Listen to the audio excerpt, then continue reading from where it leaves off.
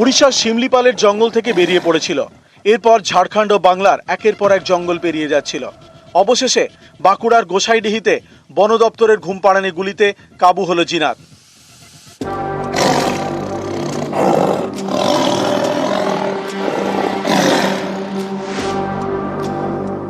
8 December রাতে বাঘিনী জিনাত উড়িষ্যার শিমলাপাল ছাড়ে।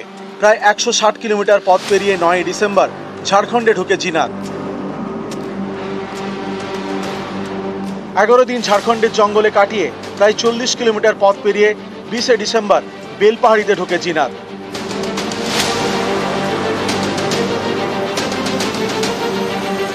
এরপর 50 কিলোমিটার পথ পেরিয়ে 22 ডিসেম্বর পুরুলিয়ায় ঢোকে জিনাত। 6 দিন পুরুলিয়ার জঙ্গলে কাটায় জিনাত।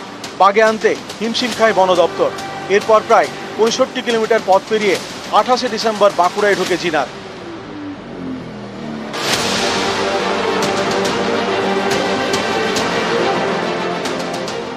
অবশেষে 29 ডিসেম্বর বাঁকুড়ার গোসাইডিহিতে বন দপ্তরের ঘুমপাড়ানি গুলিতে কাবু হয়ে খাঁচাবন্দি হয় বাঘিনী জিনাত।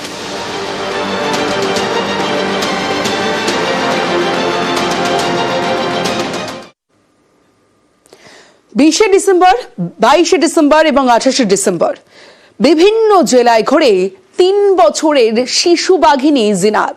আর রবিবার বিকেলে বাঁকুড়ার রানীবাঁধে ঘুমপাড়ানি গুলি, চতুর্থবারের ঘুমপাড়ানি গুলিতে কাবু হয় বাঘিনী জিনাত।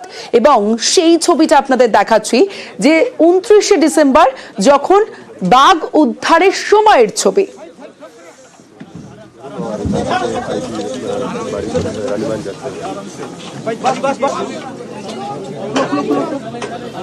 চতুর্থবারের ঘুমপাড়ানি গুলিতে কাবু হলো জিনাত। বাগে আসে জিনাত, বাঘবন্দি খেলা শেষ হয়। আর 29 ডিসেম্বর রাতেই জিনাতকে নিয়ে রওনা দেওয়া হয় কোথায়? নিয়ে আসা হয় কলকাতায় আলিপুর পশু হাসপাতালে আসে জিনাত।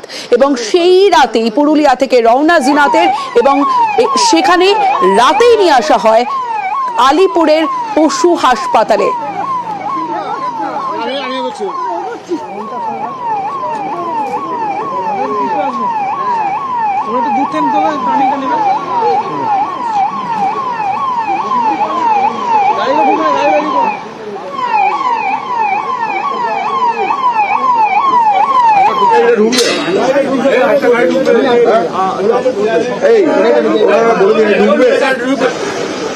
রাতে সব রকম ব্যবস্থা করা হয় জিনাতের জন্য, এবং তারপরের দিন অর্থাৎ সোমবার সেখানেই জিনাতের চিকিৎসা হয়, জিনাতের চিকিৎসা শুরু হয়, শুশ্রূষা শুরু হয়। এবং মুখ্যমন্ত্রী মমতা বন্দ্যোপাধ্যায় তিনি পোস্ট করেন, জিনাতের ছবি পোস্ট করে তিনি জানান যে জিনাত ভালো আছে। সোশ্যাল মিডিয়ায় মুখ্যমন্ত্রী মমতা বন্দ্যোপাধ্যায়ের ভিডিও পোস্ট 30 ডিসেম্বর, এবং জানা যায় হাসপাতাল সূত্রে জিনাত ওআরএস খেয়েছে। জিনাতকে পর্যবেক্ষণে রাখা হয়েছে, তবে যে মাংস দেওয়া হয়েছিল সেই মাংস জিনাত খায়নি। একটুখানি যেহেতু ঘুমপাড়ানি গুলি তার শরীরে লেগেছে, তাই একটুখানি অন্য মেজাজে ছিল জিনাত, একটুখানি মানে অতটাও সুস্থ নয় জিনাত। তবে মুখ্যমন্ত্রী মমতা বন্দ্যোপাধ্যায় ছবি পোস্ট করে জানিয়েছিলেন জিনাত ভালো আছে।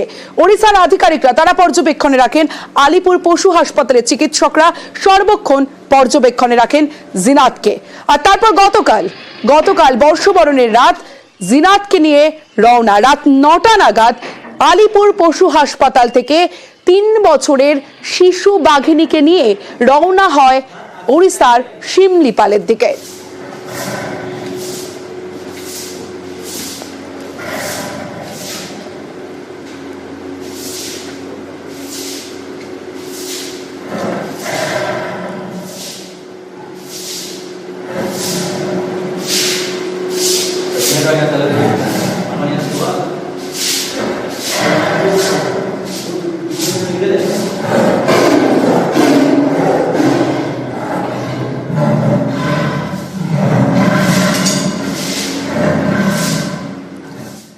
সোমবার কিছুটা ঝিমুনি থাকলেও মঙ্গলবারের যে ছবি আপনারা দেখলেন, যে সময় ঘরে ফেরে জিনাত, সেই সময় দেখলেন ঘরে ফিরেছে জিনাত। শিমলিপাল টাইগার রিজার্ভে জিনাতের জন্য বিশেষ এনক্লোজার। ঘরে ফিরে আজ সকাল থেকেই চীনা মেজাজেই বাঘিনী জিনাত।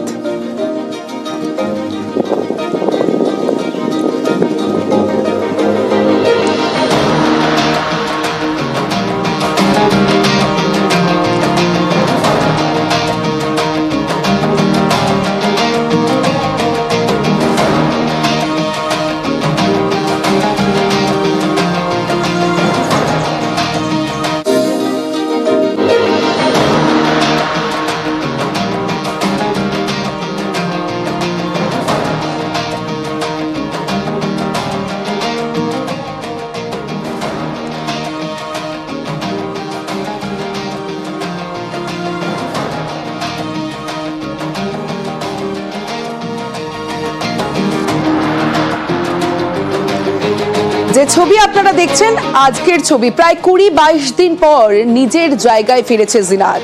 ঘরে ফিরে আজ সকাল থেকে একেবারে চেনা মেজাজেই 3 বছরের শিশু বাঘিনী জিনাত, এবং একেবারে নিজের ছন্দে দেখা গেল জিনাতকে। ঘরে ফিরে সকাল থেকে চেনা মেজাজ জিনাতের। বিশ্বজিৎ শাহ রয়েছে আমার সঙ্গে, বিশ্বজিতের সঙ্গে কথা বলবো। বিশ্বজিৎ, এই মুহূর্তে জিনাত কেমন আছে? কারণ জিনাতের চেনা ছবিটাই আমরা দেখলাম, কিন্তু এখনো পর্যন্ত যেমনটা জানা যাচ্ছে যে জিনাত কেমন আছে তোমার কাছে জানতে চাইবো, এবং তার সঙ্গে জানতে চাইবো যে জিনাত খাওয়া দাওয়া কি করেছে। দেখো, মুখ্যমন্ত্রী মমতা বন্দ্যোপাধ্যায় বাংলায় যে টুইটটা করেছিলেন, যেরকম ভাবে রয়েছে জিনাত, সুস্থ রয়েছে, সেটাই যেন প্রমাণ করলো জিনাত ঠিক তার ঘরে ফিরে গিয়ে। এবং আজ সকাল থেকে সকাল 8টায় তাকে এই সফট এনক্লোজার বলা হয়, যেটা একেবারে ফরেস্টে ছাড়ার আগে তাকে পর্যবেক্ষণে রাখার জন্য মুক্ত এলাকায় তাকে একটা সফট এনক্লোজারে রাখা হয়েছে, সিমলিপাল টাইগার রিজার্ভ সেন্টারের যে সফট এনক্লোজার। এই সফট এনক্লোজারে তাকে 24 ঘন্টা পর্যবেক্ষণ করবেন পশু চিকিৎসক থেকে বাঘ বিশেষজ্ঞ যারা রয়েছে তারা। কিন্তু ইতিমধ্যেই যে প্রমাণ দিয়েছে, এবং এখানেও পশু হাসপাতালেও জিনাত তার অঙ্গভঙ্গি, তার যে সুস্থতার যে প্রমাণ দিয়েছিল, সেটাই যেন আজ সে একটু মুক্তাঞ্চল পেয়ে সেই প্রমাণটাই বারবার দিচ্ছে। সে ছুটে বেরিয়েছে। স্বাভাবিক এই বয়সের একটা কিশোরী বাঘ সেই বয়সে যেভাবে চলাফেরা করে, যেভাবে এতটা পথ অতিক্রান্ত করেছে, অনেকেই ভাবছিলেন ক্লান্তি আসতে পারে, অনেকেই আশঙ্কা করছিলেন যে তার শরীরে কি কোনো আঘাত আসতে পারে। শরীরে কোনো আঘাত নেই, একদম সুস্থ, এবং যে মহিমা স্বমহিমায় বলা চলে, যেভাবে জিনাত সিমলিপাল থেকে বেরিয়েছিল ঠিক সেই রকম মেজাজেই সে রয়েছে, এবং মাঝে মাঝে হুঙ্কার দিচ্ছে এবং জল খেয়েছে। আজকে স্নান করেছে জিনাত নিজের মতন, সব এনক্লোজারে যে জলাশয় রয়েছে সেখানে সে স্নান করেছে। স্বাভাবিকভাবেই তার সুস্থতার সমস্ত রকম যে বিষয় সেগুলো সে তুলে ধরেছে, এবং এই পর্যবেক্ষণ 24 ঘন্টা চলবে। তারপর পরামর্শ, চিকিৎসকদের পরামর্শ এবং বিশেষজ্ঞদের পরামর্শ মতন ব্যবস্থা নেওয়া হবে। তাকে কবে একেবারে মুক্তাঞ্চলে তাকে যে টাইগার রিজার্ভ সেন্টার রয়েছে সেখানে তাকে ছেড়ে দেওয়া হবে। কিন্তু আলিপুর পশু হাসপাতালে থাকাকালীন চিকিৎসকরা যেটা বলেছেন, এখানেও কোনো মেডিসিনের প্রয়োজন হয়নি, কারণ তার শরীরে কোনো আঘাত নেই। শুধু ORS জল এখানে খেয়েছিল এবং যাওয়ার আগে সামান্য মাংস খেয়েছে, কিন্তু ওখানে গিয়ে আজ নতুন করে কিছু খাওয়া দাওয়া, শুধুমাত্র জল ছাড়া আর কিছু খায়নি। অর্থাৎ বাঘ প্রতিদিন খায় এমনটা নয়, কিন্তু তার যে সুস্থতা রয়েছে সেটা সে বারবার প্রমাণ করেছে। সেখানে সেই সফট এনক্লোজারের মধ্যে একটি বাঘকে রাখলে, এই বয়সের 3 বছর বয়সের বাঘ যেরকম তার চলাফেরা, যেরকম তার অঙ্গভঙ্গি, যেরকম ভাবে কাটানো দরকার, ঠিক সেভাবেই কাটাচ্ছে, এমনটাই সেখানকার চিকিৎসকেরা এবং বিশেষজ্ঞরা জানাচ্ছেন। বেশ, বিশ্বজিৎ, জিনাতের আজকের ছবি আপনারা দেখলেন। জিনাত ঘরে ফিরেছে এবং ঘরে ফিরে এনক্লোজারে আছে ঠিকই, তবে চেনা মেজাজেই বাঘিনী জিনাত। অন্যদিকে আরো একটা ছবি দেখাই, বাঘেরই ছবি, সুন্দরবনের বাঘের ছবি। আজ বছরের প্রথম দিন যারা পর্যটকরা সুন্দরবন বেড়াতে গিয়েছেন তারা এই বাঘের দর্শন পেয়েছেন। সুন্দরবনে বুড়ির ডাবরির খালে দেখা মিলল রয়্যাল বেঙ্গল। নদীর সাঁতরে পেরোচ্ছে বাঘ, আর এই মুহূর্ত ক্যামেরা বন্দী হয় সঙ্গে সঙ্গে। সুন্দরবনে ঘুরতে গিয়ে বাঘের দেখা, তাও আবার বছরের একেবারে প্রথম দিনেই, বেজায় খুশি পর্যটকরা।